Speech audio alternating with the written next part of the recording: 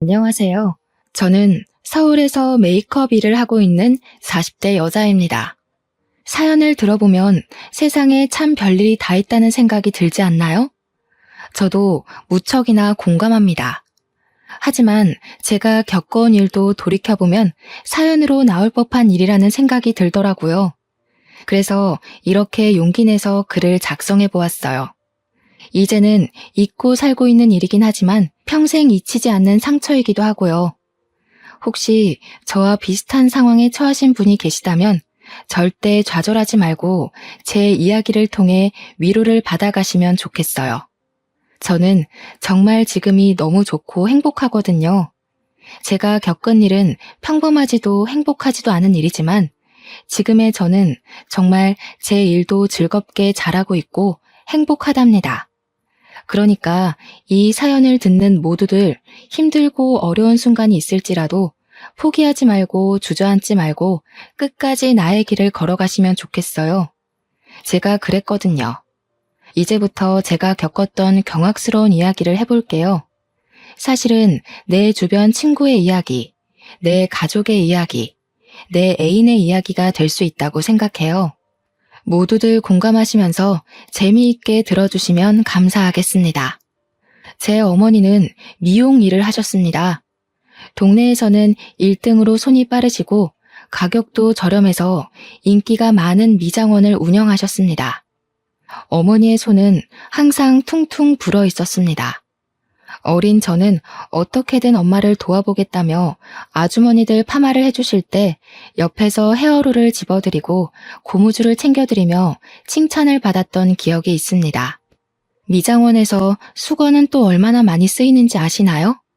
제가 차마 그 많은 수건들을 빨지는 못했지만 빨래 건조대에 엄마랑 언니들이랑 같이 널며 이야기꽃을 피우던 따뜻한 기억이 있어요.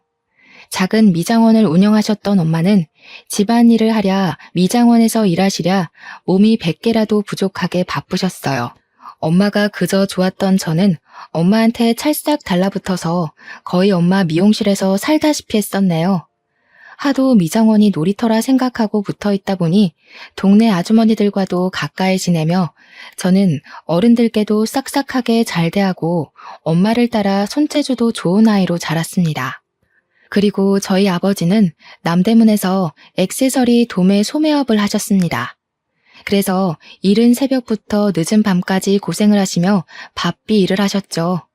게다가 저희 아버지는 남대문에서 소문난 손 빠르고 발 빠른 제대로 된 장사꾼이라며 소문이 자자했던 사람이었어요.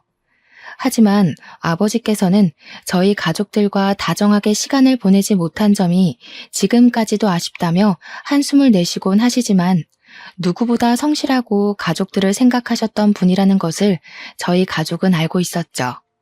그리고 제 위로 2명의 언니들이 있는데 언니들은 저와 나이 차이가 꽤 났습니다. 첫째 언니와 둘째 언니는 연년생이어서 어려서는 그렇게 많이 싸웠다고 하는데 성인이 되고는 둘도 없는 좋은 친구처럼 잘 지내고 저는 그 틈에 낄 수도 없어서 괜히 질투도 많이 했었답니다. 이렇게 사이가 좋은 두 언니는 나중에는 일도 같이 했어요. 각자 사회생활을 하면서 갖은 고생을 하다가 결국 안 되겠다 싶었는지 회사를 금방 때려치우고 같이 창업을 시작했습니다. 결혼 사업이라고 하죠. 옛날에는 소위 중매라고 했는데 요즘에는 결혼 매칭 플랫폼이라고 하는 결혼해줘 같은 업체의 시초라고 할 수 있는 일을 시작하게 되었습니다. 아무래도 어머니께서 미장원을 하시다 보니 동네 아주머니들끼리 서로 중매를 서주시고 실제로 결혼이 성사되는 모습을 자연스럽게 보고 자라서 그랬는지 언니 둘은 그렇게 사업을 시작했습니다. 저는 어려서부터 손재주가 좋은 편이었습니다. 그래서 나름 공부는 성실히 했었지만 제 손재주가 아깝다는 생각이 들어서 대학교 전공은 메이크업으로 정해서 일찌감치 메이크업 일로 돈을 벌었습니다. 대학 생활을 하면서 메이크업 일을 동시에 하다 보니 또래 친구들보다 사회 경험이 빠른 편이었습니다. 저는 그렇게 다양한 사람들을 많이 만나며 보고 배우며 성장해 갔습니다. 여느 날과 같이 저는 메이크업 일을 하고 있었습니다. 그날따라 저는 메이크업 출장을 결혼식장으로 가게 되었는데요. 그곳에서 운명의 상대를 만나게 되었네요.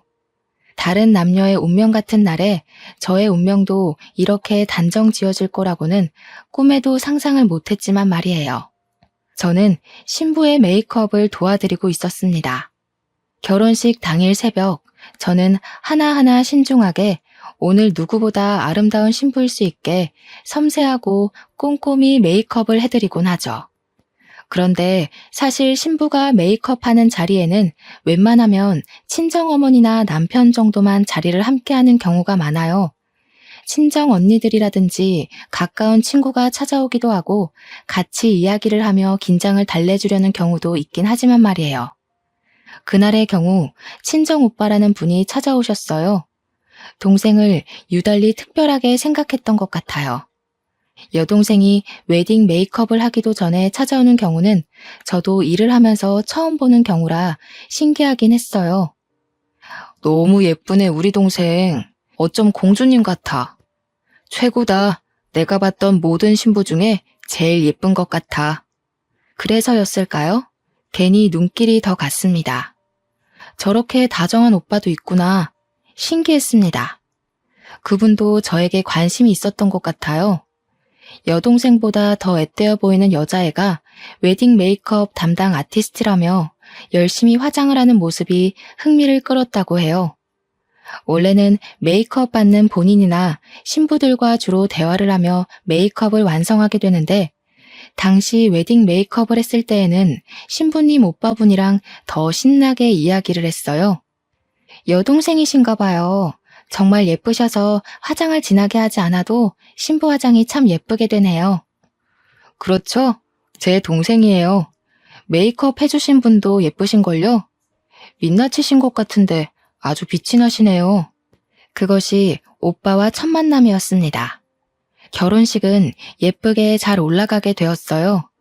결혼식 전후로 계속 수정 화장을 도와줘야 해서 제가 신부 측에 계속 붙어서 도와드렸었죠. 때마다 오빠분도 어디선가 나타나서 옆에서 제 관심을 끌기 위해 노력을 했던 것 같아요. 우와, 메이크업을 이렇게까지 꼼꼼히 해주시는 건 또 처음 봤네요. 저도 나중에 결혼하게 되면 메이크업 부탁드려야겠어요. 이렇게 섬세하게 봐주시는 거라면 저는 적극 찬성이에요. 식이 끝나고 그날도 당연하게 저는 혼자서 뷔페를 먹고 있었어요. 그런데 누군가 제 어깨를 툭툭 치더라고요. 누군가 싶어서 오물거리며 뒤를 돌아보니 신부 측 오빠분이 서 계셨어요. 아니, 그래도 그렇지. 어떻게 결혼식 뷔페를 혼자만 먹어요? 같이 먹어요. 같이 먹어야 더 맛이 있지 않겠어요? 아, 그렇긴 하겠지만 저야 뭐 워낙 혼자 먹는 뷔페가 익숙해서요. 웨딩 메이크업이 처음도 아니기도 하고요. 그러려니 하고 그냥 식사하고 있었어요. 금방 먹고 일어나서 그 다음 출장 다녀와야 하거든요. 어이구, 그렇구나. 어린 나이에 벌써 그렇게 부지런하게 일을 하는 것 보니 금방 부자 되겠어요. 멋지네요. 저와 오빠는 신나게 이야기를 했습니다. 저도 메이크업만 할 줄 알지 바쁘게 일상을 살아가다 보니 친구가 많은 것도 아니었고 연애 경험이 많지도 않았었어요. 그래서 누군가 저에게 관심을 가지고 이야기를 할 수 있다는 게 참 좋았죠. 오래 두고 볼 일이지만 저랑 꽤 잘 맞는다는 생각이 들었습니다. 하지만 즐거웠던 대화를 통해 들었던 이야기 내용들이 모두 즐겁기만 한 것은 아니었습니다. 우선은 저보다 나이가 꽤 많았는지 제 나이를 알고는 본인의 나이를 밝히지 않더군요. 저는 대학생의 메이크업 전공을 하고 메이크업 쪽으로 아르바이트를 하며 경력을 쌓아간다는 이야기를 했어요. 제 이야기를 다 듣고 자신에 대해 소개하겠다며 본인의 커리어에 대해 들려주더군요. 저는 남대문에서 작은 사업을 하고 있어요. 다양한 액세서리부터 의류까지 다양한 종류의 물건을 소매로도 판매하고 해외로도 유통하고 있는 무역업까지 하고 있어요. 어머, 남대문 쪽에서 일하고 계셨군요. 저희 아버지도 남대문에서 일하시는데 뭔가 괜히 더 반갑네요. 일하기 바쁘고 힘드실 텐데 젊으신 나이에 대단하시네요. 제가 오빠에 대해 살짝 칭찬을 하니 그 칭찬이 너무 좋았나 봐요. 저에게 사업 이야기를 계속 늘어놓으며 자랑을 하더라고요. 이야기는 꼬리에 꼬리를 물고 계속되었어요. 시간이 가는 줄 모르게 대화를 하다 보니 저는 그 다음 일을 하러 가야 하는 시간이 다가왔습니다. 나중에라도 밥이나 함께 하면 좋겠다며 연락처가 있는 명함을 주더라고요. 혼자 밥 먹지 말고 밥 먹을 때 나 불러줘요. 사실 나도 혼자 밥 잘 먹거든요. 근데 혼자 먹기 싫을 때 있기도 하잖아요. 저만 그런 거 아니죠? 연락 주세요. 오늘 대화 너무 즐거웠네요. 오래간만에 말이 제대로 통하는 사람을 만난 것 같아서 기분도 좋고 밥도 맛있네요. 같이 먹으니까 더. 일 조심히 가요. 꼭 연락 주기예요. 사실 저는 오빠의 나이가 꽤 있는 것 같아서 남녀 관계로는 크게 생각을 하지 않았어요. 그냥 우연하게 하루 즐겁게 대화하며 밥을 먹은 것으로 좋겠기 때문이에요. 하지만 오빠는 가는 길 끝까지 연락 달라며 적극적으로 대시하는 것이었어요. 마음이 설레면서도 괜히 걱정이 앞섰어요. 저는 아직 아르바이트로 전전하는 대학생 신분밖에 되지 않았기 때문이에요. 그렇게 오빠와는 다음 만남을 기약하며 자리를 뜨게 되었어요. 저는 연락처를 받고는 고민이 끝이 없었어요. 이렇게 만나보는 게 맞나? 아니, 연락을 해서 정말 밥만 먹어도 되나? 결국 저는 아르바이트 후에 혼자 밥을 먹다가 받았던 명함을 꺼내 들고 연락을 했습니다. 저 지금 혼자 밥 먹고 있는데 같이 식사하시겠어요? 저는 사실 속으로 나이라도 제대로 알고 헤어지더라도 헤어져야겠다는 생각으로 그 오빠에게 연락을 했던 거예요. 민영 씨? 왜 이제야 연락했어요? 기다리고 있었는데. 저는 아직 점심 식사 전이에요. 어디에요? 당장 갈게요. 그렇게 저희는 만남을 갖고 점심 식사도 함께, 저녁 식사도 함께 하며 시간을 보냈네요. 오빠는 나이가 생각보다 많았어요. 저와 띠동갑 15살 차이가 났던 거예요. 이제 돌이켜볼 때 오빠 입장에서 나이를 이야기해봤자 본인 손해라는 생각에 조용히 아무 이야기도 안 하고 그 다음 만남을 기약했던 것 같다는 생각이 들어요. 저는 20대 초반, 오빠는 30대 중반의 나이였으니 딱 봐도 제가 얼마나 어리고 앳되어 보였겠어요. 대화를 할수록 나이 차이가 세대 차이처럼 느껴지는 구석이 있었습니다. 공감하고 좋아하는 가수나 TV 프로그램이 달랐지만 생각의 차이는 적었어요. 나름 취향도 비슷했죠. 좋아하는 음식도 비슷했고요. 제가 여느 20대 여자애들과 다르게 국밥을 그렇게 좋아했거든요. 그래서 오빠와는 만날 때마다 국밥을 꼭 한 끼니는 먹으면서 친해지고 대화도 자연스럽게 할 수 있었어요. 오빠도 꽤나 국밥을 좋아하는 사람이었던 것이죠. 그렇게 서로 호감을 갖고 몇 번의 만남 끝에 저희는 사귀기로 했습니다. 저에게는 첫 연애였네요. 제가 뭣도 몰랐죠. 그냥 대화가 되고 나를 좋아해주는 사람이다 싶으니 풍선처럼 마음이 한순간에 부풀더군요. 그래도 데이트를 하면서는 데이트 비용도 오빠가 다 지불하고 항상 다정하게 대해줬어요. 그게 저는 사랑이라고 생각했죠. 하지만 제가 사귀고 있는 남자에 대해 가족들과 몇 없는 가까운 친구들은 반기를 들었어요. 그리고 사실대로 말씀을 드렸다가는 아빠가 집에서 쫓아낼 것만 같아서 아버지에게는 비밀이었던 연애였어요. 아무리 좋다, 괜찮다, 나를 사랑해주고 나도 사랑해준다는 이야기를 해도 15살 나이 차이가 난다는 이야기를 하면 미친 거 아니냐, 헤어져라, 정신 차려라, 미성년자랑 연애하는 정도 아니냐며 남자가 도대체 정상적인 사람은 맞냐고 무척이나 뭐라고 했어요. 특히 두 언니와 어머니가 진절머리를 치며 싫어하셨죠. 두 언니는 게다가 결혼정보업체 일을 하다 보니 더더욱 반대가 심했어요. 나이 차이가 나는 결혼을 직접 보고 그들이 어떻게 지내는지도 지켜본 경우가 많았기 때문이었죠. 나이 차이가 많이 나는 어떤 커플은 그렇게 사이가 소원해질 수 있겠지만 그 커플이 저는 아닐 거라 생각했어요. 저는 제 결혼 생활과 제 남편에 대해 자신이 있었기 때문이에요. 아니, 세상이 이렇게 넓고 깔린 게 남자들인데 넌 도대체 무슨 생각으로 그런 놈을 만나는 거야? 15살이나 나이 차이가 나면 만나려고 생각했다가도 좋다가도 감정이 사라지지 않냐? 아, 어이가 없네. 언니들이 그쪽 일에서 뻔히 알고 있는 거 몰라? 왜 이렇게 어리석게 행동하는 거야? 그러게, 진짜 민영이 너도 웃기지? 우리가 싫어할 거 알고 있었지? 그러니까 나이 이야기는 쏙 빼고 있다가 시간 지나고 나중 돼서야 이야기를 하는 거 아니겠어? 참, 민영이 너도 어리다 어려.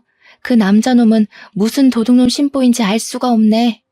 저는 당시에 한창의 나이였지만 남자 쪽에서는 30대 중후반, 40대를 바라보는 나이인지라 집안에서 결혼에 대한 압박이 꽤 있었나 봐요.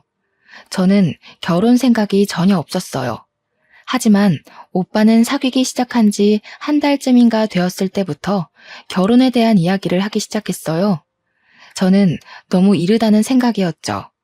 오빠가 좋은 사람이고 남자로서도 제가 좋아하게 되었고 본인 밥벌이도 하고 집안도 괜찮다고 생각을 해서 그냥 흐르는 대로 가보기로 했어요.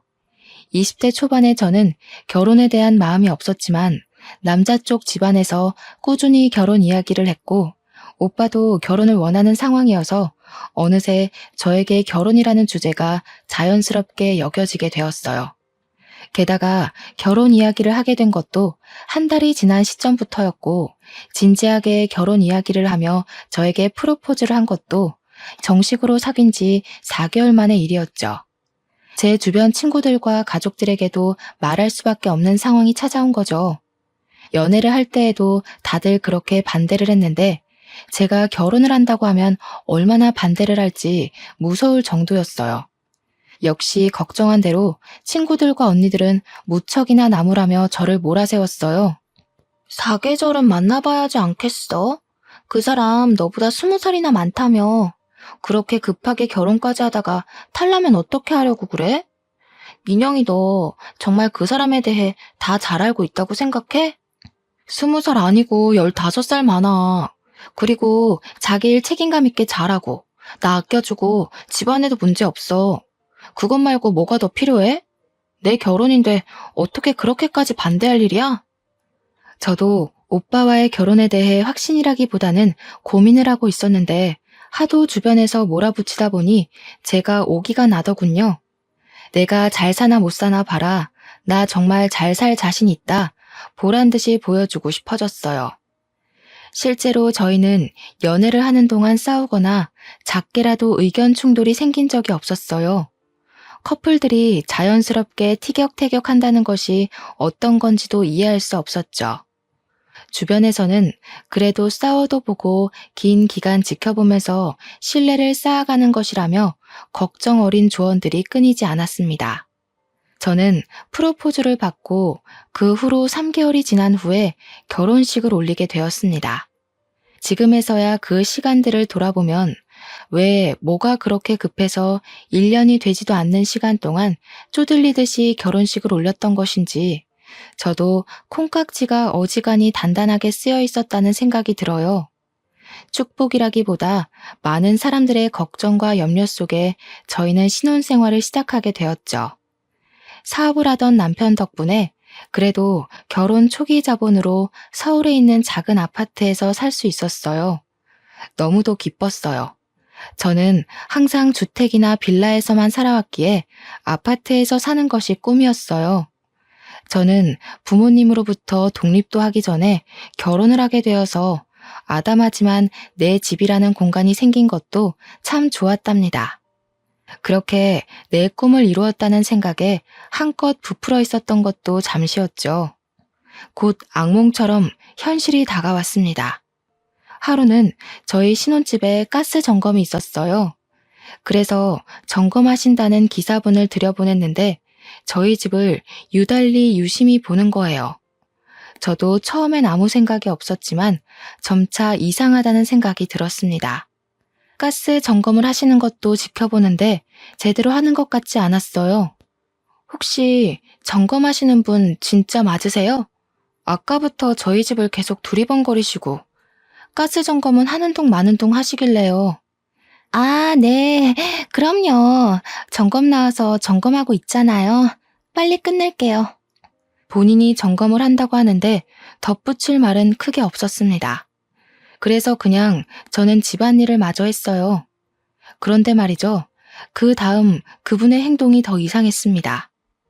저희 부부의 웨딩 촬영 사진이 거실에 크게 액자로 걸려 있는데 그 앞에서 사진을 뚫어져라 보는 것 아니겠어요? 괜히 찜찜하고 이상한 기분이 들었어요. 저기, 지금 뭐 하시는 건가요? 사진을 왜 그렇게 기분 나쁘게 쳐다보세요? 아니, 기분이 나쁘시다뇨. 저는 그냥 웨딩 촬영이 예쁘게 된 것 같아서 부러워서 본 것뿐이에요.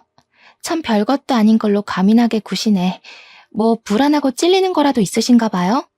아니, 결혼한 지 얼마 안 된 사람한테 할 말이 있고 안 할 말이 있지. 무슨 소리를 하시는 거예요? 점검 다 하셨으면 어서 나가보세요. 진짜 세상에 별 이상한 인간들을 다 보네. 아니면 아닌 거지. 되게 예민스러우시네요. 그럼 이만 가보겠습니다. 남편분이 참 훤칠하시네요. 바깥으로 나돌 관상인데 내조를 좀 잘하셔야겠어요. 안녕히 계세요. 어머머, 이 사람 진짜 별소리를 다 하네? 어서 우리 집에서 나가세요. 가스 점검도 점검 나름이지. 뭐 이딴 사람들이 일을 하고 있어? 나가요, 어서. 당장 안 나가면 경찰에 신고할 거예요. 여자는 소름 끼치게 깔깔대며 웃었어요. 당장 나갈 건데 왜 이러냐며 손사래까지 치는 모습을 보였죠. 다시 생각해봐도 그 순간이 너무 끔찍하면서 당황스러운데 정말 소름이 돋네요. 그렇게 저는 그 순간이 그 여자와의 마지막 만남이라고 생각을 했습니다. 하지만 그 이후에도 저와 꽤 자주 마주치게 되었습니다. 분리수거를 하러 밖으로 나갈 때 퇴근 후에 같은 버스를 타기도 했고요. 어느 날은 아예 저희 아파트 현관 앞에서 저를 기다리기도 했습니다. 저기요, 저희 구면이죠? 죄송한데 무슨 일이실까요? 저 만나러 오신 거예요? 어머, 안녕하세요. 인사도 없이 그렇게 본론부터 말하면 섭섭하죠. 맞아요. 저희 구면이에요. 가스 점검 기억하시죠? 저도 이 동네 사는데 그때 친절하게 대해주시고 얼굴도 몇 번 우연히 보다 보니 친구하면 좋을 것 같아서 인사드리려고 기다렸어요. 아니, 뜬금없이 친구라고요? 무슨 자다가 봉창 두드린 소리 하시는 거예요? 목적이 뭐예요? 꼭 목적을 가지고만 사람을 만나나요? 너무 딱딱하시다. 오늘은 좀 놀라신 것 같으니 다음에 또 인사드릴게요. 괜찮을 것 같네요. 안녕히 들어가세요. 뜬금없는 친구 이야기에 당황스러웠던 저는 무서운 마음에 남편에게 상황을 알렸어요. 나이도 어려 보이는 젊은 여자가 가스 점검 기사님으로 일하는 것 같긴 한데 계속 눈앞에 나타나고 우연히 만난다. 그리고 오늘은 나한테 말까지 걸었다는 이야기를 했죠. 남편은 사색이 되며 진짜 조심해야 할 것 같다며 다음부터 그런 사람 만나면 절대 아는 척 하지 말고 말도 걸지 말라고 하더라고요. 미친 사람 같다며 여자 쪽에서 말을 걸더라도 그냥 피하는 게 상책일 것 같다고요. 신혼생활을 하며 그렇게까지 언성을 높이고 얼굴이 시뻘개지게 흥분을 했던 적이 없었는데 하도 잔소리가 길어지길래 알겠다고 안심을 시켰어요. 그날 이후로 저는 그 여자를 우연이라도 마주칠까 조마조마한 마음으로 지냈어요. 그럴 만도 하죠. 하지만 남편은 그날 이후로 저에게 언성을 높이며 저를 쪼아대기 시작했습니다. 그런 남편이 이상하게 느껴졌어요. 그렇게 사랑꾼이던 사람이 어느 순간 180도 변하는 모습을 보이니 배신감까지 들더군요. 또 이상했던 일이 있었습니다. 남편 휴대폰으로 모르는 전화번호가 꾸준히 연락이 오는 것이었어요. 아침에 기상을 할 때도 알람처럼 전화를 하고 저녁 식사 때에도 꼭 전화가 왔어요. 심지어는 자기 직전까지 전화가 울려대는 것을 봐야 했습니다. 같은 번호로 계속 연락이 오네? 아무리 거래처라고 해도 꼭두 새벽부터. 그리고 자기 전에 연락하는 건 너무 예의가 아니지 않아? 한마디 하면 안 돼? 너무 짜증나서 왜 전화는 안 받는 거냐고 물어봤어요. 남편은 거래처 사람 연락인데 컴플레인이 과하다며 둘러대더군요. 남편의 사업 문제만 아니어도 그냥 차단을 해버리는 건데 차단을 할 수도 없는 상황이라 그냥 특이한 거래처 사람이겠거니 넘어가려 했습니다. 하지만 그 후로 남편은 계속 이상했습니다. 제가 느꼈던 가장 큰 변화는 핸드폰 비밀번호를 바꾼 것이었어요.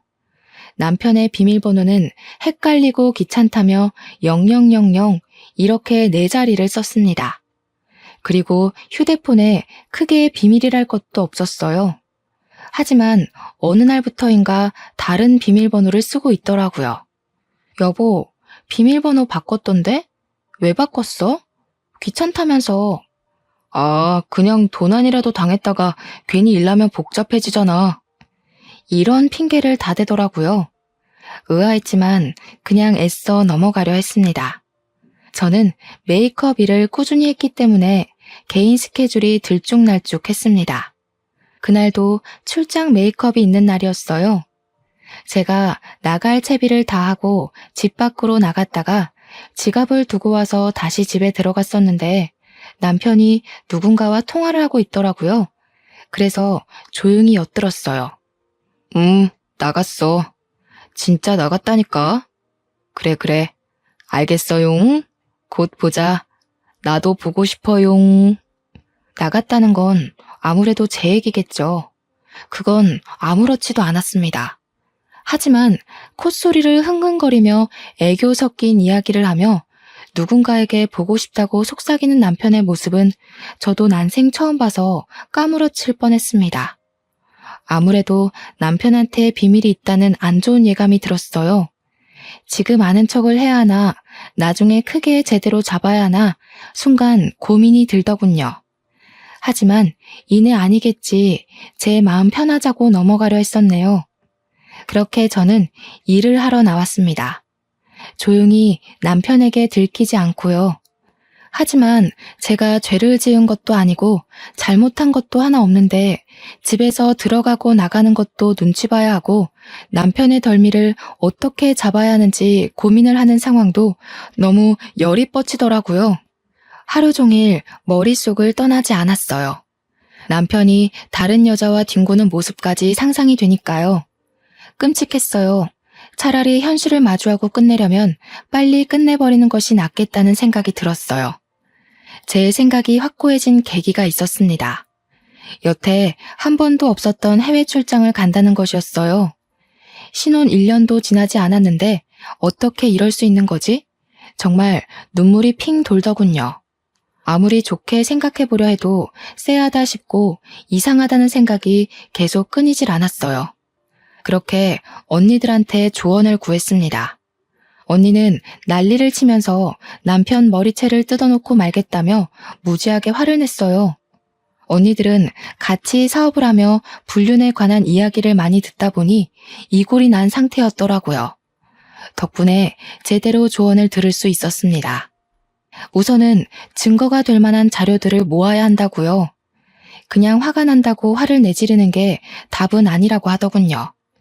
그래서 증거 수집을 위해 저와 언니는 고민 끝에 사설 탐정분을 고용하기로 했습니다.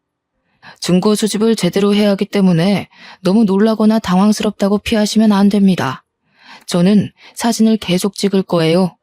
마음 단단히 잘 먹으시고요. 바람난 남자들 앞뒤 안 가리거든요. 많이 봤습니다. 너무 상처받지 말고요.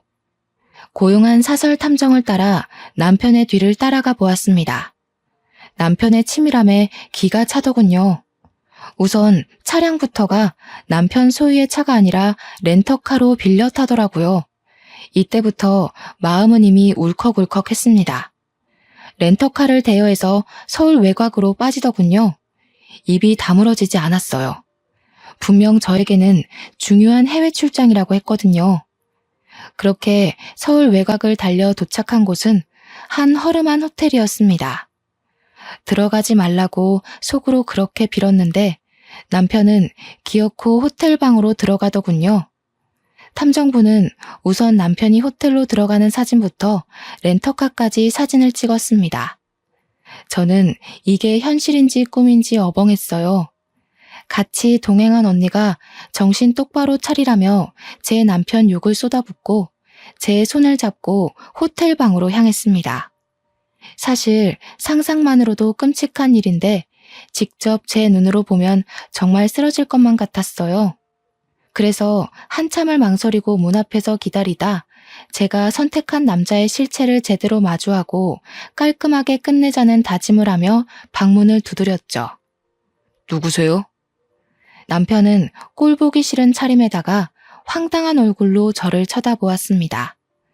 그리고 남편의 내연녀라는 인간을 봤어요. 낯설지 않은 얼굴, 기억 저편에 있던 사람이었습니다. 아니, 여보, 저 여자 나한테 무시하라고 했던 여자잖아. 그게 아니라 할 말이 없다. 미안해. 내연녀는 저희 집에 가스 점검이라며 들어와서 구경을 하고 웨딩 사진을 그렇게 유심히 보던 여자. 길에서 버스에서 우연이라기에 너무 자주 마주쳤던 여자. 나와 친구를 하고 싶다며 먼저 이야기를 걸었던 그 여자였습니다. 기가 차고 어이가 없더라고요. 다리에 힘이 풀려 주저앉았습니다. 처음엔 믿기지도 않고 하도 어이가 없어서 눈물이 나오지도 않았어요. 그냥 현실이 아니라고 부정을 했었죠. 옆에서 제 언니는 내연녀의 머리를 쥐어뜯기 시작했습니다. 그리고 사설 탐정은 계속 셔터를 누르며 사진을 찍었습니다. 남편과 내연녀는 뒤엉킨 채 서로만 감싸 안았습니다. 부끄러운 줄 알았다면 제 눈앞에서 도망쳐야 하는 게 맞지 않나요? 게다가 되려 저희한테 소리를 고래고래 지르며 뭐 하는 거냐고 욕을 하더라고요. 적어도 남편이라는 사람은 저에게 미안하다는 이야기를 할 줄 알았어요.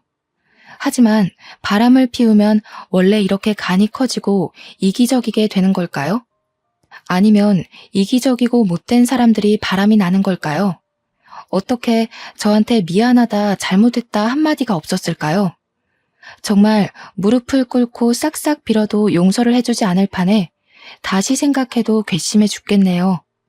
알고 보니 제 남편 여성 편력이 아주 대단하고 화려했던 과거를 가지고 있던 사람이었더라고요. 30대 중반의 남자가 저만 만나진 않았겠죠. 저도 그 사실이야 알고 있긴 했는데 이 정도일 줄은 몰랐어요. 노래방 도우미 여자부터 대학생, 거래처 사람 등등 도대체 세려야 셀 수 없을 정도로 많은 여자들을 만나왔더라고요. 이 사실을 시댁에서 알고 어떻게든 그 바람길을 잠재워야겠다며 만나는 여자들 중에서 가장 성실하고 괜찮다고 생각한 저를 꼬셔서 결혼시켰던 것이었어요. 하지만 시댁의 바람은 그저 바람이었던 것이었죠. 남편의 바람기는 잠재워지지 않았고 자기 성격 못 이기고 이리저리 여자들 만나며 그렇게 휘두르며 살았던 거예요. 이 모든 일이 신혼 1년이 안 되어서 일어난 일이라니 저도 말씀드리면서도 믿기지가 않네요.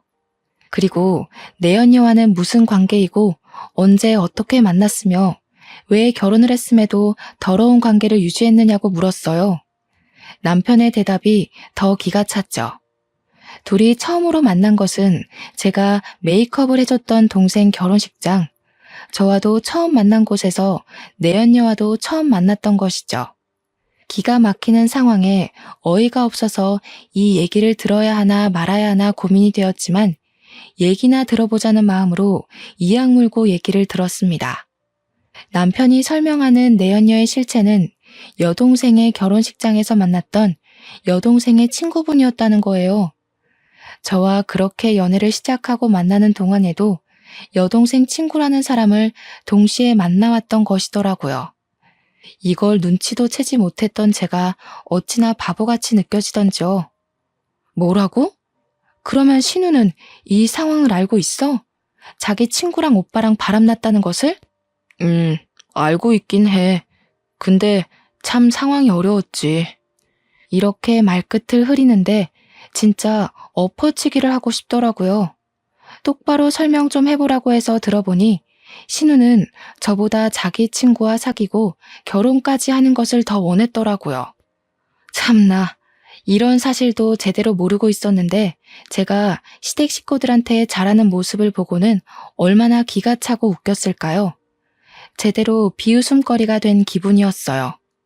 알고 보니 시댁 식구들은 제 남편이 저와 동생 친구, 이렇게 두 명과 양다리를 걸치고 있었다는 것을 이미 알고 있었던 거예요. 게다가 우리를 만나면서도 중간중간 다른 사람들을 만나는 것도 있었고요. 그런 건 당연스럽게도 눈을 감아줬던 거죠. 머리가 깨지는 기분이었어요. 도대체 이런 상황이 말이나 되는 건가 싶어서요. 그래도 결혼식까지 올리고 도장까지 찍었으면 관계 정리를 해야 하는 거 아니야? 제정신이야? 미친 거야? 나한테는 두 명 다 사랑인데 어느 쪽을 택하고 어느 쪽을 포기하겠어. 그래서 난 두 명 모두를 택한 거야. 이런 정신 나간 이야기를 하더라고요. 둘 다 사랑해서 둘 다 택했다. 그래서 본인은 당당하고 자랑스럽다는 이야기라도 할 수 있는 걸까요? 무슨 말도 안 되는 소리 좀 하지 마. 길거리 나가서 지나가는 개한테 물어봐도 이런 식으로 대답하지는 않아. 저도 제 할 말은 해야 했습니다. 저도 제 인생 걸고 20대 초반의 나이에 나이 차이 많이 나는 남자와 결혼을 한 거잖아요. 제 삶이 아깝고 제 시간이 안타깝고 제 창창한 20대 인생을 날려먹었다는 생각에 분이 차올랐습니다. 어머, 저한테도 말 좀 걸어주세요. 저랑 초면 아니잖아요. 저번에도 인사했을 때 되게 까칠했는데 그 성격 여전하시네요. 그러니까 남편이 도망 나와서 이렇게 저랑 놀죠. 신혼이라면서 남편 관리가 이렇게 안 돼서 쓰나? 바람이 당당하고 책임 전가를 저에게 하더라고요. 그 더러운 연놈들 때문에 흘리는 눈물이 아깝고 치가 떨렸어요. 그래서 저는 제가 해야 할 일을 하기로 마음먹었습니다. 나쁜 놈에게는 나쁜 놈에게 맞는 대우를 해야겠다는 생각뿐이었어요. 분이 가시지를 않았죠. 그래서 저는 남편 놈이 행했던 만행들을 손편지로 하나하나 다 적었습니다. 그리고 불륜 현장에서 찍은 사진들도 모조리 프린트를 해서 편지와 함께 수백 장 복사를 했습니다. 남편이 일하는 곳은 남대문이었죠. 아버지께서도 일을 하시는 같은 동네였기 때문에 저는 아버지께서 모든 사실을 알게 되시고 남편을 쫓아가 때리실 수도 있다는 가능성까지도 염두에 두고 일을 진행했습니다. 남대문은 새벽부터 붐비고 바쁘게 움직이죠. 저는 그것보다 더 일찍 일어나서 움직이고 실천에 옮겼습니다. 시장 사람들 정말 많죠. 우선은 상인분들을 한 분 한 분 찾아뵈면서 제가 프린트한 손편지와 사진을 정성스럽게 전해드렸습니다. 어머머, 세상에 어떻게 이런 일이 있다냐. 미친 거 아니냐? 아주 돌았나 봐. 남자 여자가 쌍으로 돌았네 그려. 어떻게 민영이 같은 저자를 두고 바람이 나도 저렇게 단단히 바람이 났디야? 그니까 말이여. 민영이 마음고생 많았다. 저런 쓰레기 같은 놈 쳐다보지도 말어라. 세상에 좋은 남자도 많고 안 만나도 민영이는 혼자서도 멋지게 잘 살 수 있다. 그놈 같은 인간은 빨리빨리 쓰레기통에 처박아 버려라. 다들 무척이나 안타까워하시면서 저를 위로해 주시더라고요. 감사했습니다. 남편이나 내연녀가 미안해하지도 않고 배째라식으로 나왔던 태도에 받았던 상처들 많이 치유받을 수 있었습니다. 그리고 저는 남대문에서 오랫동안 장사해 오셨던 아버지 딸이라는 것도 다들 알고 계셨고 특히나 건물주 분께서 상황을 딱하게 여기시고 저와도 일면식이 있는 사이인지라 제 편지와 사진들을 건물 내 공지란에도 붙여주셨어요. 아버지도 결국 이 모든 상황을 아시고는 그날 바로 남편 회사에 쫓아가서 남편의 뺨을 제대로 후려쳐 주셨어요. 제가 그 장면을 봤어야 하는 건데 아쉽게도 직접 보지는 못했네요. 제 조력자인 두 언니를 통해 아빠가 그렇게 멋지게 뺨을 날리는 것을 처음 봤다며 자랑스럽게 전해주는 이야기를 통해 알게 되었어요. 그렇게 남편은 제대로 망신살이 뻗치게 되었습니다. 결국 운영하던 회사 사람들도 제 편지와 사진들로 모든 상황들을 알게 되었죠. 그리고 남편의 회사에서는 급하게 주주총회를 열었고 그 자리에는 남편이 초대받지 못했습니다. 그 자리는 회사 대표를 교체하는 자리였었죠. 중요한 주주총회에도 초대받지 못했던 제 남편은 결국 대표직을 박탈당했습니다. 한마디로 잘리게 된 거죠. 그렇게 남편은 남은 것 하나 없이 빈털터리가 되었습니다. 이후 어떻게 지내나 괜히 궁금해서 수소문해보니 주주총회에서 잘리고 대표직 잃고 돈도 잃은 채로 궁하게 살았다고 하더라고요. 그 길로 저는 남편과 결혼한 지 1년도 채 되지 않은 시기에 이혼 서류에 도장을 찍었어요. 현재는 제 일을 맘껏 실컷 자유롭게 하며 메이크업 아티스트로 성공해서 강남에 숍도 차리게 되었습니다. 정말 더 열심히 살기 위해 이를 갈았어요. 누구보다 멋지게 저를 놓친 것이 인생의 실수라는 것을 보여주고 싶었고, 그것이 제가 할 수 있는 가장 뜨거운 복수라고 생각했습니다. 짧은 결혼 생활이었습니다. 사실 누구라도 저보다야 결혼 생활은 오래 하시는 경우가 많으실 거라 생각해요. 하지만 저는 후회 없습니다. 결혼 생활 동안 정말 누구보다도 남편을 아끼고 사랑했고 제 일에도 열정적이었으며 집안일도 부족함 없이 했거든요. 그리고 마무리까지도 제 속이 다 시원할 정도로 더 이상 시원할 수 없겠다 싶을 만큼 후회 없이 남편의 실체에 대해 폭로를 했죠.